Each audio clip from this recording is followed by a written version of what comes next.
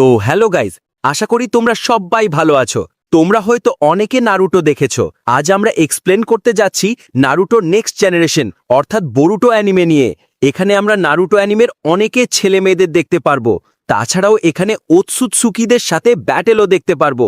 তাহলে আর দেরি না করে শুরু করা যাক বোরুটো অ্যানিমের প্রথম এপিসোডের এক্সপ্লেনেশন। তো এপিসোডের শুরুতে দেখতে পাই বরুটো কাওয়াকির সাথে লড়াই করছে।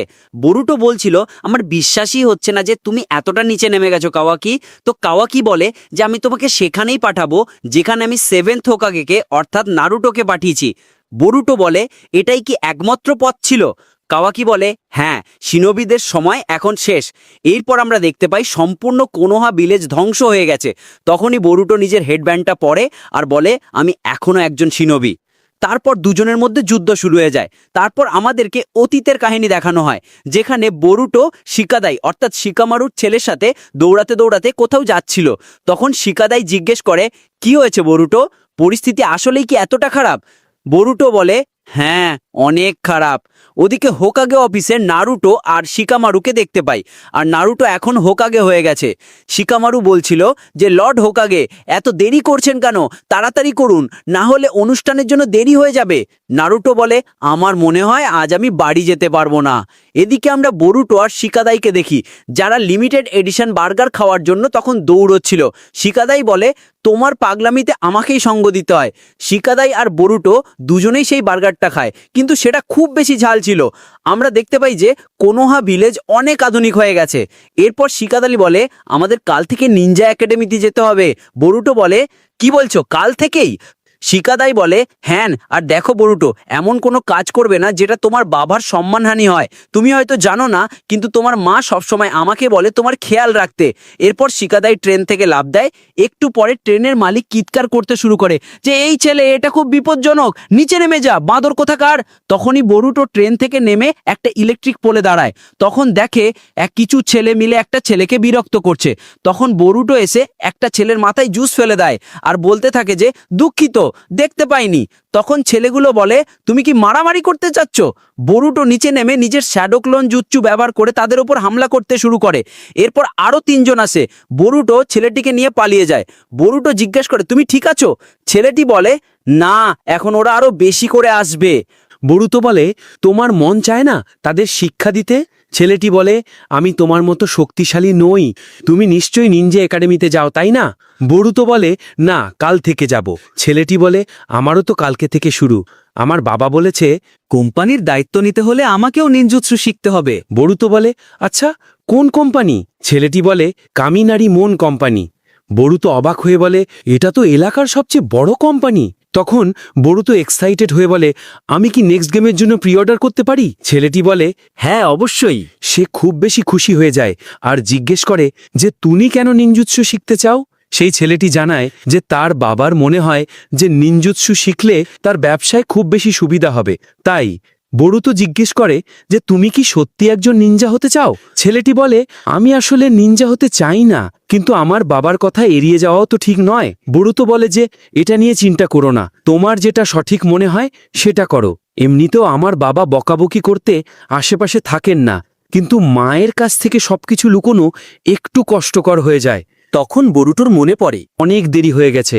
সে বলে আমার মা রেগে গেলে অনেক ভয়ঙ্কর হয়ে যায়। সেই ছেলেটি বলে যে এই তো তুমি বলছিলে যে তোমার কোনো সমস্যা নেই। বরুতো বলে বাবার ব্যাপারটা আলাদা, এখানে মায়ের কথা, সে খুব বেশি ক্রেজি। বরুতো বলে যে ডেঙ্কি, তুমি কখনো মাথা নিচু করবে না, ওদেরকে উচিত শিক্ষা অবশ্যই দিও। তারপর সে ঘর থেকে চলে যায়। ডেঙ্কি এরপর নিজের ক্যানগুলো ট্র্যাশে ফেলার চেষ্টা করে আর সে সেটা করেও ফেলে। বরুতোর কথা তার মনে খুব লেগেছিল। কিছুক্ষণ পর বরুতো নিজের বাড়ি যায়। হিনাটা বলছিল যে আরে তুমি তো ডিনারের জন্য তাড়াতাড়ি আসতে চেয়েছিলে, কিন্তু বরুতো শিকাদাইয়ের ওপর দোষ চাপিয়ে দেয় যে সেই দেরি করিয়েছে।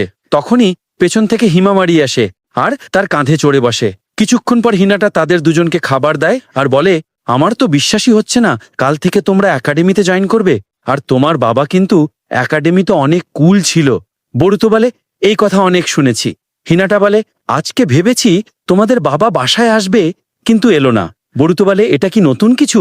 বরুতো বলে তিনি তো শুধু আমাকে উপেক্ষা করেই এসেছেন, তার কোনো যায় আসে না। হিনাতা বলে এমন চিন্তা করো না, এই ভিলেজটা নিরাপদ আছে তো, শুধু তোমার বাবা আর বাকি লোকেদের জন্যেই। বরুতো জানায় যে এই ভিলেজে তো কেন শত্রু নেই, তাহলে তিনি কাদের থেকে সবাইকে বাঁচাচ্ছেন। হিনাতা বলে যে দেখো বরুতো, শুধু নিনজাদের লড়াই করাই কাজ নয়, হোকাগের কাছে প্রচুর কাজ থাকে, তুমি এই সব কার একাডেমিতে গিয়ে শিখে যাবে। এরপর বোরোটো ঘুমাতে যায় আর তার বাবার ছবি দেখে বলে ফালতু একটা। এরপরে আমরা আগের ছেলেটিকে প্রতিবাদ করতে দেখতে পাই। তখন তার বাবা তাকে একটা থাপ্পড় দেয় আর তার বাবা বলে দেনকি, তোমাকে কোম্পানির দায়িত্ব নিতে হবে, তাছাড়া নিজেকে রক্ষা করতেও একাডেমিক ট্রেনিং লাগবে। এরপর দেনকি বোরুটোর কথা চিন্তা করে আর বলে তাহলে আমাকে শুধু প্রমাণ করতে হবে যে আমি শক্তিশালী, তাহলেই কি আমি যেটা খুশি সেটা করতে পারবো? তার বাবা বলে হ্যাঁ, যদি শক্তিশালী হও তবে। এরপর দেনকি চলে যাওয়ার সময় তার পিছন থেকে একটি ছায়া এসে তার শরীরে প্রবেশ করে। এরপর দেনকি বলে আমি সবাইকে প্রমাণ করে দেব আমিও শক্তিশালী। এর পরের দিন বোরোটোকে দৌড়াতে দেখা যায়, কারণ সে প্রথম দিন দেরি করে ফেলেছে। বোরোটো বলতে থাকে দেরি করে উঠে ট্রেন দিয়ে স্কুলে যাওয়ার দিন আজ থেকে শুরু। এরপর বোরোটো দেনকিকে দেখতে পায়, কিন্তু বোরোটো তার শরীর থেকে অদ্ভুত চাকরা বেরোতে দেখে। তোমরা আবার বোরোটোর এই চোখটাকে বিয়াকুগান মনে করো না, নামটা পরে জানতে পারবা। এরপর বোরোটো দেখে দেনকি হঠাৎ উধাও হয়ে গেছে।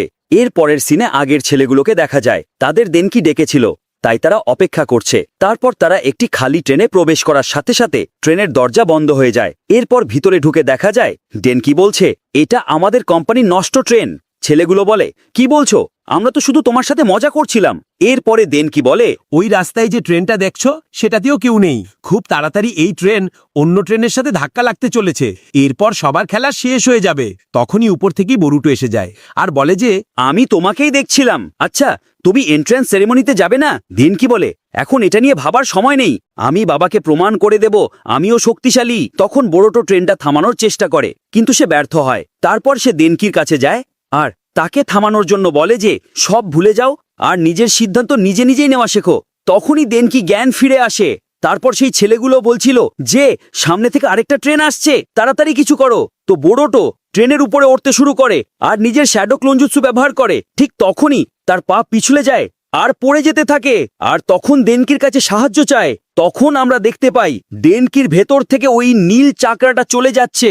তারপর দেনকি এসে বোরোটোকে ধরে আর বোরোটো গিয়ে একটা লিভার টেনে দেয়, যার ফলে সেই ট্রেন আলাদা আলাদা লাইনে চলে যায়। তখন দেনকি পড়ে যেতে থাকে আর বাকি যারা ছিল তারা এসে সবাই দেনকি এবং বোরোটোকে ধরে ফেলে। ভিতরে এসে বোরোটো বলে এটা অনেক মজার ছিল। সবাই বলে ওঠে একদমই না।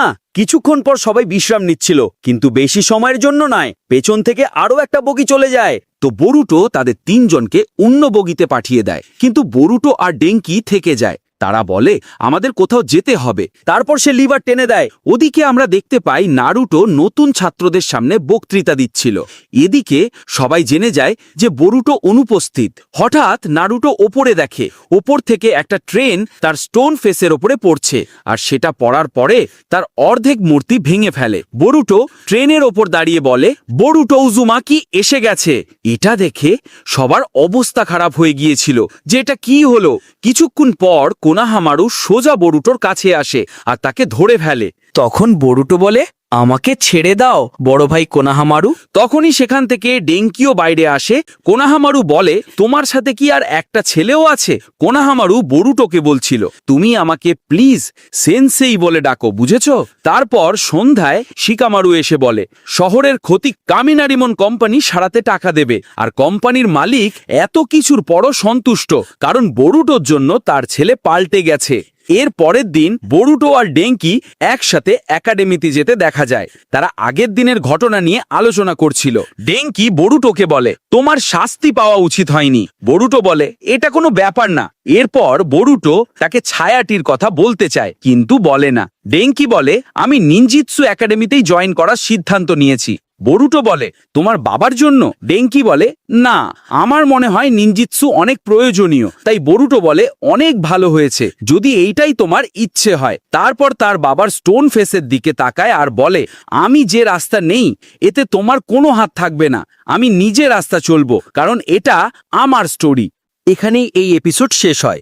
তো গাইস, তোমরা যদি আমাদের চ্যানেলে নতুন হও তবে আমাদের চ্যানেলটাকে সাবস্ক্রাইব করে বেল আইকন অবশ্যই অন করে রাখবে, নয়তো পরের এপিসোডগুলি আপলোড করলে খুঁজে পাবে না। আর যদি ভিডিওটি ভালো লাগে তাহলে ভিডিওটিতে লাইক করে দিবে। সবাই ভালো থাকো, দেখা হবে পরের ভিডিওতে।